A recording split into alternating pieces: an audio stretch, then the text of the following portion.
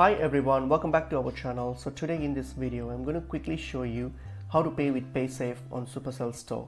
So if you open up your Supercell Store, so if you get to any of these Supercell games here, so for example let me choose Brawl Stars.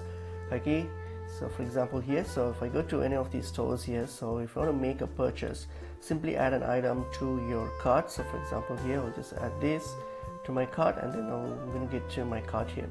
So when you add it to your cart, and then I'm going to hit on checkout so that I can go to the checkout session to do the payment. So here, when I get to this checkout session here, I'll be able to choose the payment options here on this page.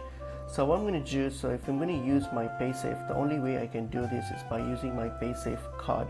If I have the PaySafe card, then I'll be able to do this. So all I have to do is simply select your card number, your pay by card option here. So simply go for that option, scroll down, and then type in the details of your PaySafe card. So plug in the details of your PaySafe card and then hit on pay now, and in that way you'll be able to use your PaySafe, so only through your PaySafe card, MasterCard. So that's pretty much it.